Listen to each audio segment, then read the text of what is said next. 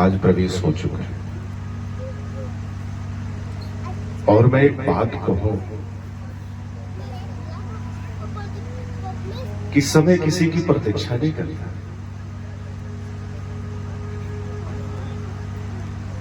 भगवान कहते हैं पार्थ, मैं समय हूं। जिसने समय को नहीं जाना, जिसने समय को अपने जीवन में धारण नहीं किया, समझा नहीं, वो कभी भी अपने जीवन के पथ पर, विकास के मार्ग पर कभी आगे नहीं बढ़ सकता। हम सबरन के जीवन में समय का बड़ा महत्व है। हम सबके जीवन में समय का बड़ा विशेष महत्व है।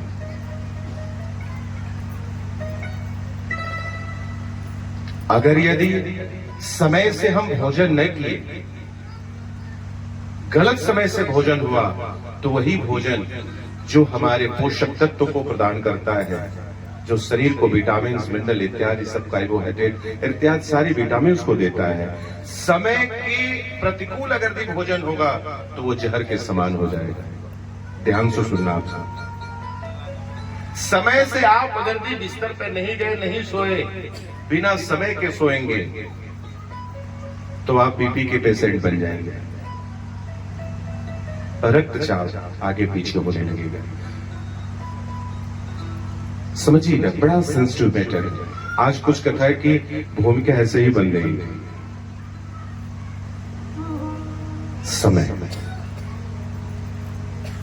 समय से जो आया सो पंडाल में बैठा है, उसको कुर्सी मिली है, किसी को आगे की जगह मिली है। जो बाद में आएगा उसे फिर पीछे ही बैठना पड़ेगा। ये भी समय के ऊपर निर्धारित है।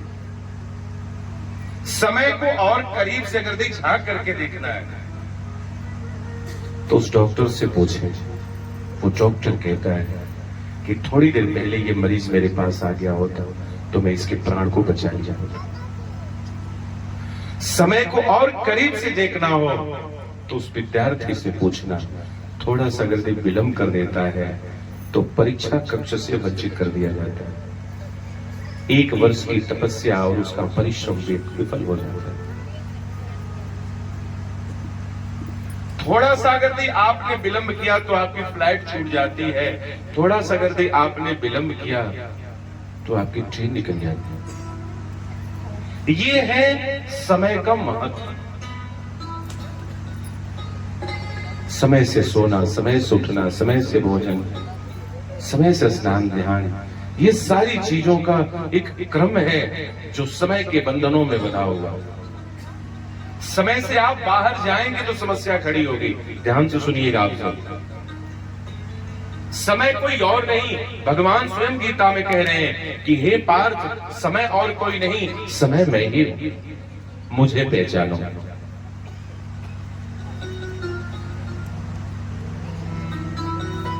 जीवन में समय का इतना महत्व।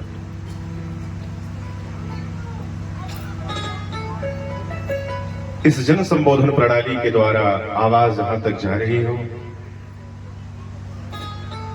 मैं सभी भक्तों से निवेदन करूंगा कि आप सभी अपने महत्वपूर्ण कार्यों को विश्राम दें और भगवान की परम मंगलमय गौरव गाथा की तृतीय दिवस में आप सभी उपस्थित हो।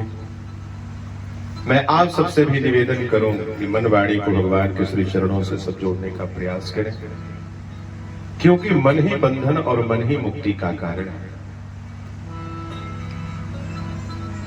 तो किसी प्रकार से एन केन प्रकारे मन को लगाना है। भगवान श्री कृष्ण कहते हैं, हे गोपियों, ये जवानी दुनिया को दे देना, ये यौवन भी संसार को दे देना, ये सुंदरता भी दुनिया को बांट देना, पर साचे कहो ये मन दुनिया को मत देना। ये दुनिया वाले मन का कुछ नहीं कर सकते, उस मन का शोषण करके घूरे के ढेर पर फेंक देंगे, लेकिन ये मन मुझे दे दोगे तो मैं इसका मोर पंख बना के माथे पे धारण कर लूंगा। ये गोविंद की घोषणा है। भगवान को आपका कुछ नहीं चाहिए, बस केवल आपका मन, आपका भाव चाहिए। तो बड़े भाव के साथ भगवान भागवत जी से आप सबका मन जुड़े। मैं भी भगवान से प्रार्थना करूंगा और आप सब भी करें। मन में अगर भी उच्चाटन आ रहा है, अगर भी मन कह रहा है कि थोड़ा चले घर पे, तो उसको बांध के बैठना है, क्योंकि यह जीवन के पाप हैं जो सत्कर्म करने से रोकते हैं। समझिएगा इस बात को। आपके पाप कर्म है जो कथा में आने से रोकता है। आप कथा में आओगे तो हो सकता है कल्याणकारी वचन आपके जीवन को बदल दे, और नहीं आओगे तो नहीं सुन पाओगे, नरकों में भोगो। तो ऐसे मन में जब उच्चाटन आए तो गोविंद का नाम बार बार स्मरण करना चाहिए। तो आइए बड़े भाव के साथ हम सभी 2 क्षण भगवत नाम संकीर्तन का आश्रय लें। तत्पश्चात आज के विचारों में सभी प्रवेश करेंगे।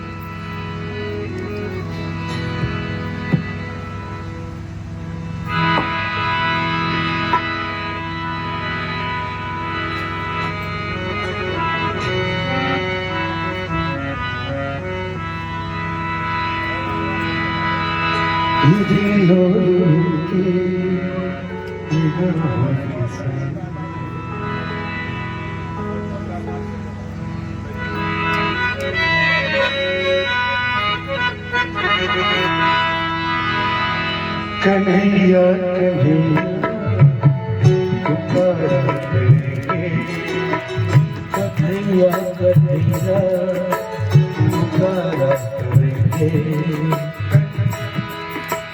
कन्हैया कन्हैया पुकारा करेंगे, कन्हैया कन्हैया पुकारा करेंगे।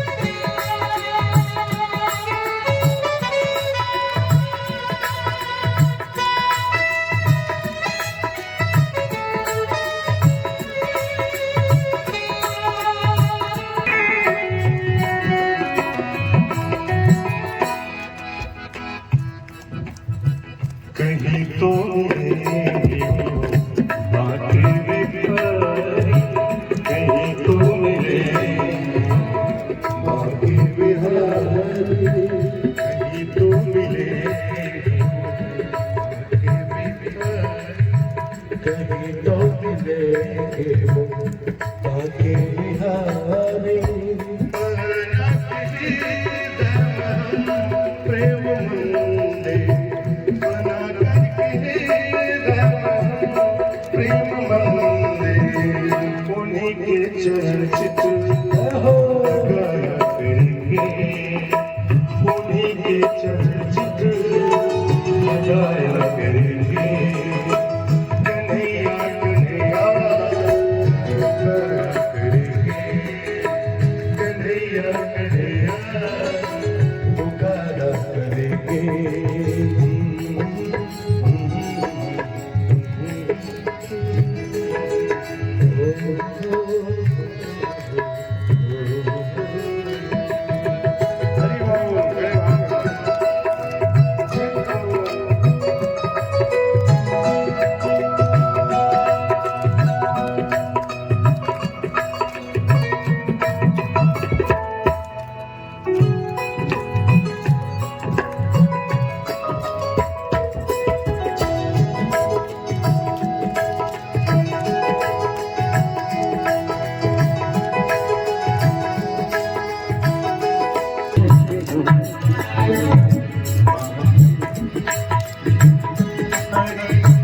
जो रोचेंगे हमसे बातें बिहारी, उन्हीं के चरण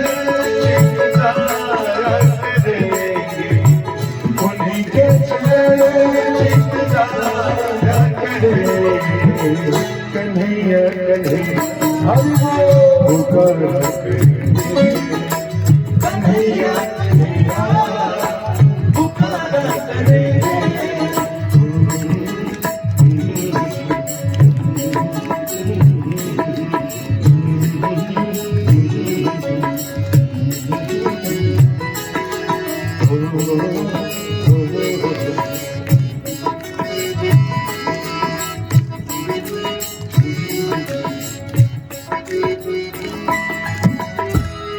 बोलिए भक्तवत्सल भगवान की जय।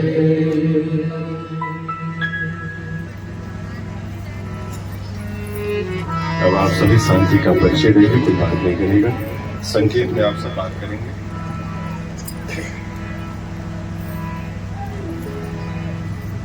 कल सायकालीन की बेला में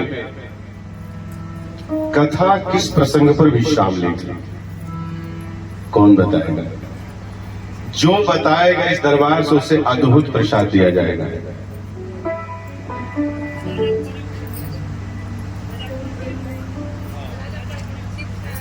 हाँ बोलिए।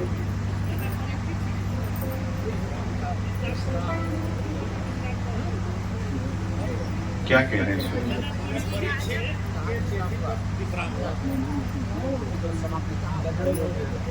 उन्होंने अपने बेटा को राजा परीक्षित में अपने बेटों को राज दे करके और बाहर निकल गए हरिद्वार के घाट पे।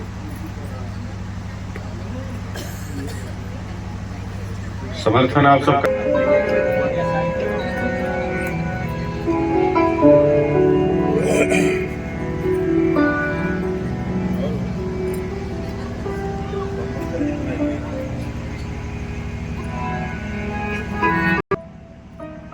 7 दिन में हम सबकी मृत्यु सुनिश्चित है, 8वां कोई दिन होने वाला नहीं।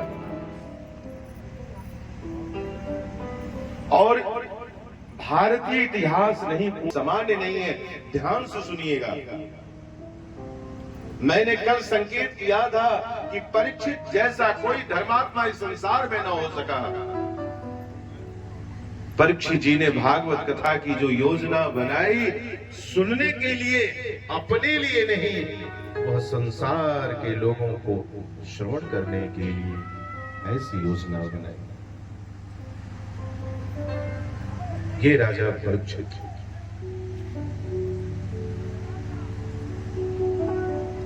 भारतीय दर्शन, भारतीय इतिहास देखने नहीं आता। ये तो उसका बहाना होता है साहब, वो हमारी भारतीय संस्कृति और यहाँ की परंपरा से वो कुछ सीख करके जाता है। आप ये जीवन में अभिमान मत रखिएगा कि आप जनेऊ नहीं पहनेंगे, तिलक नहीं लगाएंगे, शिखा नहीं रखेंगे, तो कोई नहीं रखिएगा। इस्कॉन मंदिर को ले लीजिए, सारे अंग्रेज भरे पड़े हैं जो बिल्कुल भारतीय गणवेश में रहते हैं। भारतीय संस्कृति किसी की परिचय के मोहताज नहीं। ये भारत का इतिहास है, इतिहास के पन्ने खाली रह जाते हैं, पर लिखा वही जाता है जो लिखने योग्य होता है। राजा परीक्षित ऐसे भारतीय इतिहास के ऐसे प्रणेता है, ऐसे पुरोधा है, जिनको अपनी मृत्यु के बारे में 7 दिन पहले पता चल गया था। हम सबके जीवन में बदलाव, परिवर्तन क्यों नहीं आता है? खोल करके इस चीज को मैं आप सबके पास इस सूत्र को मैं बताना चाहूंगा कि कथा तो हम सुनते हैं भागवत की, परंतु परीक्षित को लक्ष्य मान लेते हैं। परीक्षित जी ने ये कथा सुनी थी, प्रहलाद हुए थे, ध्रुव हुए थे, सच्ची बात हुए थे, परंतु हम वर्तमान में चल रहे हैं। दृष्टांत परीक्षित का होना चाहिए और लक्ष्य अपने ऊपर होना चाहिए। जीवन का सबसे बड़ा सुंदर यह पक्ष है कि उस मनुष्य का लक्ष्य सामने होना चाहिए। जिसके जीवन में लक्ष्य नहीं बना तो शायद मैं कहूं कि कभी भी वो सफलता के पथ पर आगे नहीं जा सकता। जीवन में संकल्प और लक्ष्य का होना आवश्यक है। जिसने जीवन में संकल्प को चुना है, जिसने अपने जीवन में लक्ष्य को चुना है, वही आगे चल करके आगे बढ़ता है और उसी का नाम होता है समाज में।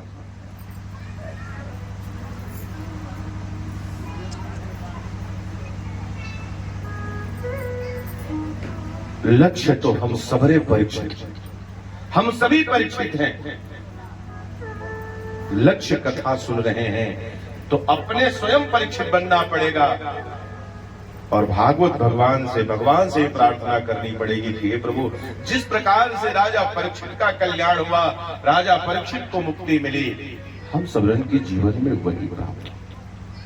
ऐसा जब तक मन में लक्ष्य और कामना नहीं आएगी, आप लाख भागवत सुनते रहो, उसका कोई मतलब नहीं होता।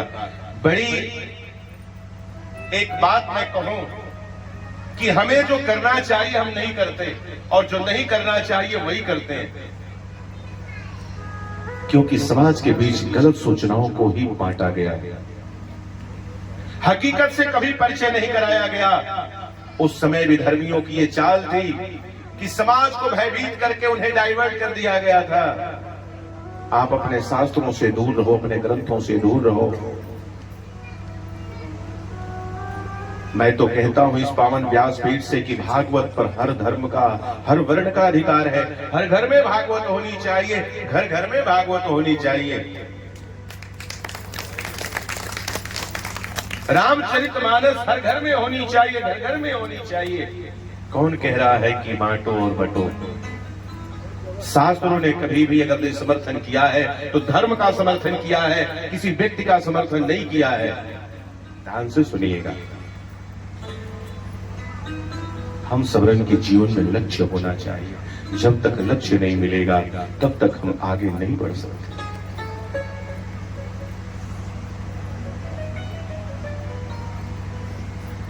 सभी संत आकर के बैठे हैं, परीक्षित जी तो केवल एक आशा एक राम जी से, दूजी नाता तोड़ दो।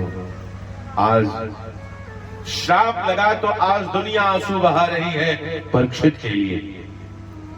इस संसार में दो ऐसी कृति होती है जिसे दुनिया याद करती है। ध्यान से सुनिए, या तो कोई ऐसा लेख लिख करके जाओ, तब दुनिया बार बार जब पन्ने खोलेगी तो बार बार आंसू बहाएगी, या इस दुनिया से कोई ऐसा कृति करके जाओ कि दुनिया जब उसे देखे तो याद करके आंसू बहाए। ये सबके जीवन में ऐसा भाव होना चाहिए। रात को खा करके सो जाना, दिन में खेतों में काम कर लेना, ये उपलब्धि नहीं है, ये मानव जीवन का उद्देश्य नहीं है। दुकान चलाना, परिवार चलाना, ये धर्म के अधिकार क्षेत्र में नहीं आता, ये धर्म नहीं होता। ध्यान से सुनिएगा, जहां अपना व्यक्तिगत स्वार्थ होता है वो कभी धर्म नहीं हो सकता। जहां परहित का भाव है उसे धर्म कहते हैं। मंदिर की आवश्यकता फूल माले वाले दुकान की नहीं है और ना ही मिठाई की दुकान की है। उस मिठाई वाले दुकान की आवश्यक उस मंदिर है जिससे उसकी व्यवस्था चलती है, उसकी रोजी रोटी चल रही है। ये धर्म नहीं हो सकता। इतना तो एक पशु भी कर लेता है साहब, गैया को चाहे आप हरी घास खिलाओ, चाहे भूसा खिलाओ, चाहे पुआल खिलाओ, वो देगी सफेद दूध ही। ऐसा नहीं किसी दिन हरी घास खिलाए महाराज तो उस दिन हरा दूध आएगा। होता है क्या? ऐसा नहीं होता।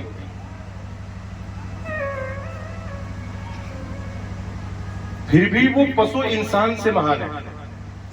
अगर इंसान केवल इतना ही ध्यान रखे कि हम बस केवल खाए पिए सोए और संतान को जन्म दे दिए, बस हो गई हमारी जिम्मेदारी, ना ना ना, इसे इतना हम सबको आगे बढ़ना है, अपने आप को समझना है। Check your self.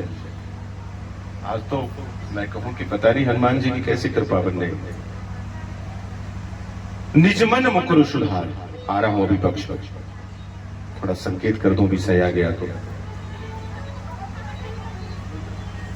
शीशा में हम मुख देखते हैं, आईना में तो बहुत कुछ नहीं दिखाता, हम जैसे हैं वैसे ही रिफ्लेक्ट कर देता है और हम सबको आत्मिक संतुष्टि हो जाती है कि हम ठीक ठाक हैं। किसी को कह दिया जाए कि संकल्प ले लो 10 दिन शीशा में मुख नहीं देखना, व्यक्ति डिप्रेशन में चला जाएगा। पता नहीं सिचुएशन कैसा है, मुख कैसा बन गया है, कैसा। वो यही कहता है कि मेरे भाई आप कितना बदले हो, कितना बदलना बाकी है।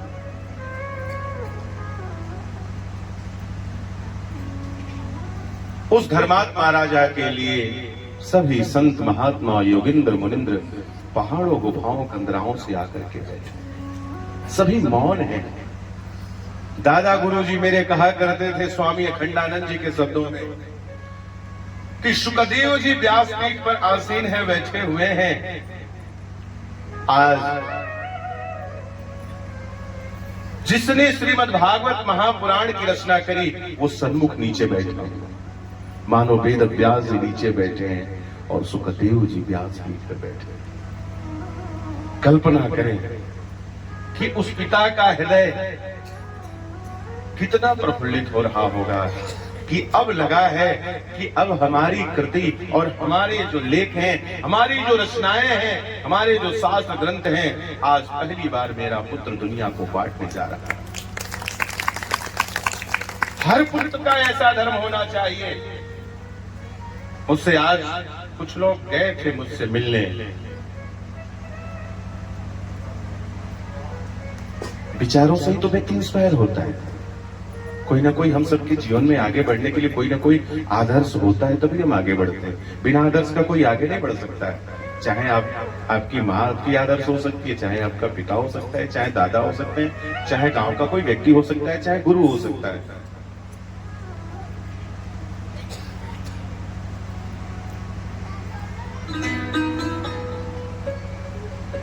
पिता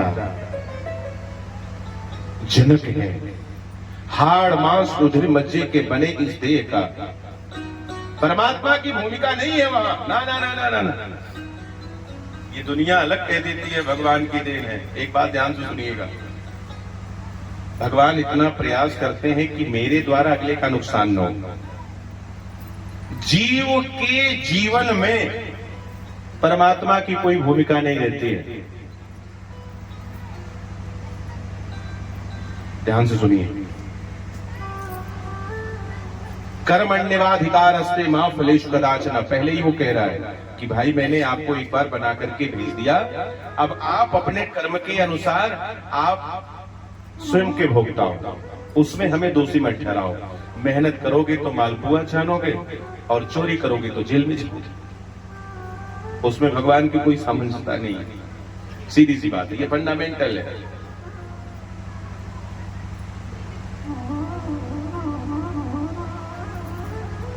पिता के द्वारा इस शरीर का निर्माण होता है। पिता चाहे जैसा भी हो, समाज जैसा भी कहे, पुत्र का ये धर्म है, पुण्यरा कत्राय दहिति पुत्र। वो पुत्र अपने सत्कर्म के द्वारा अपने पिता को सत्कर्म से जोड़े, धर्म से जोड़े, नरक जाने से बचा ले। ये पुत्र का तरफ आज वेद व्यास जी मन ही मन मुस्कुरा रहे हैं कि आज मैं धन्य हो गया, धन्य हो शुकदेव। संकेत संकेत में ही वेद व्यास जी कहते हैं पुत्र, ये वही परीक्षित है कि जब मां के गर्भ में थे तो एक ब्राह्मण पुत्र ने ब्रह्मास्त्र का संधान कर दिया, तो भगवान ने रक्षा करी गर्भ में जाकर के। ये वही परीक्षित है, पुनः अब एक ब्राह्मण पुत्र ने अपने वचनास्त्र का संधान किया है। अब भगवान कैसे रक्षा करेंगे? तो शुकदेव जी ने कहा कि पिताश्री, अरे राजा परीक्षित के लिए 7 दिन तो बहुत है, एक दिन भी अगर नहीं बचता तो मैं चुटकी में राजा परीक्षित को मुक्त कर देता। पिताश्री, मैं देखता कैसे तक्षक आकर के डंक मारता है। अगर यदि तक्षक आकर के काटेगा राजा परीक्षित को तो सच कह रहा हूं, मैं अमृतमयी श्रीमद् भागवत महापुराण की कथा के श्लोक को राजा के परीक्षित के कानों में फूंक देता।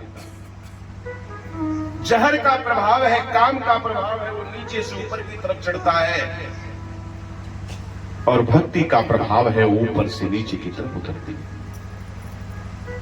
नीचे से जहर का प्रभाव ऊपर बढ़ता, ऊपर से अमृतमयी कथा का प्रभाव नीचे की तरफ आता। दोनों राजा परीक्षित के वक्षस्थल हृदय में जाकर के अंतर्द्वंद युद्ध करते और देखते ही देखते भगवान के अमृतमयी रूपी कथा को विजय श्री मिल जाती और तक्षक का वो जहर जल करके समाप्त हो जाता। मैं देखता हूं काटता कैसे, ये शुक्रदेव जी कहते हैं। और ये भागवत का परम ऐश्वर्य है, परम वैशिष्ट है।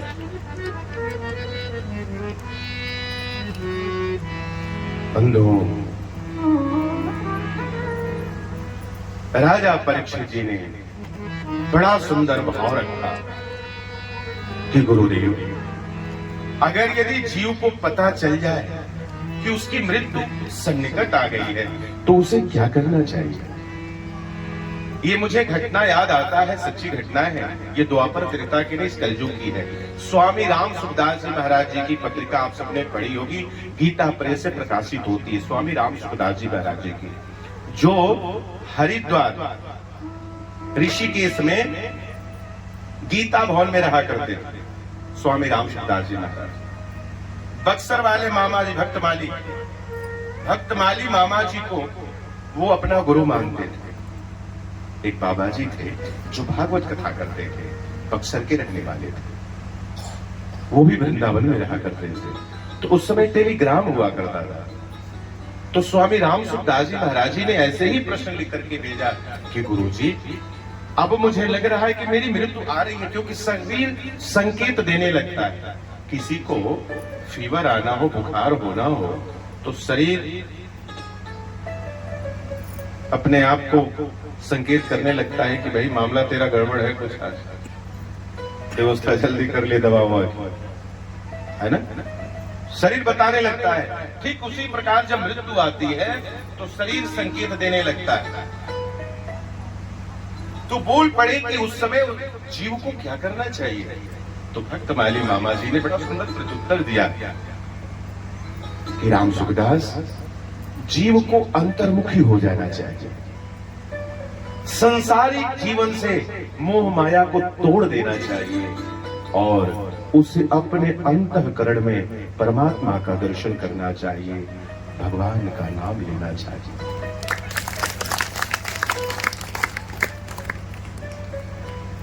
ऐसा ही उन्होंने किया।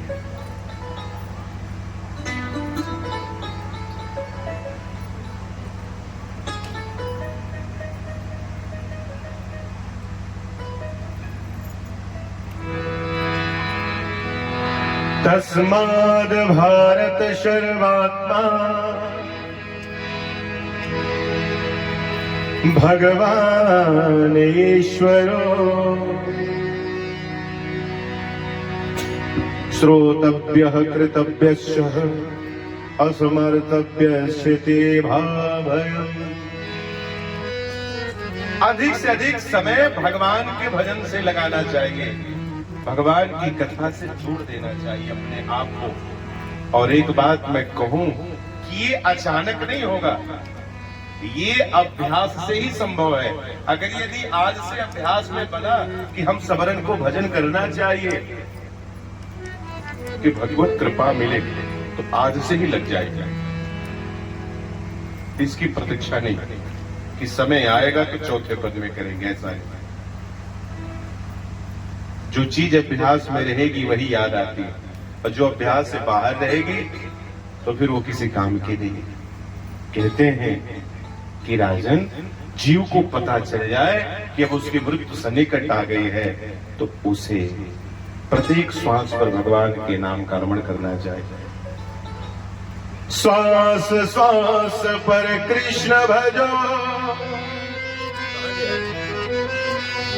वृथा श्वास जन खो, ना जाने इस श्वास की आवन हो ना हो। सारा खेल सबरन खेल एक श्वास का ही तो। साहब, मैंने कहा था कि कभी जीवन में अहंकार आए, धन का, बल का, वैभव का, संपदा का, तो एक बार श्मशान घाट का एक चक्कर लगा लीजिएगा। आपसे बेहतरीन वो व्यक्ति राख का ढेर बना पड़ा था।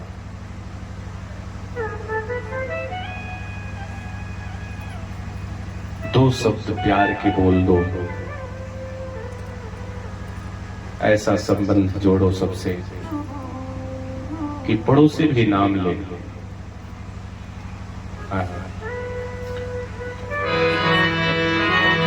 बाबा तुलसीदास जी कहते हैं,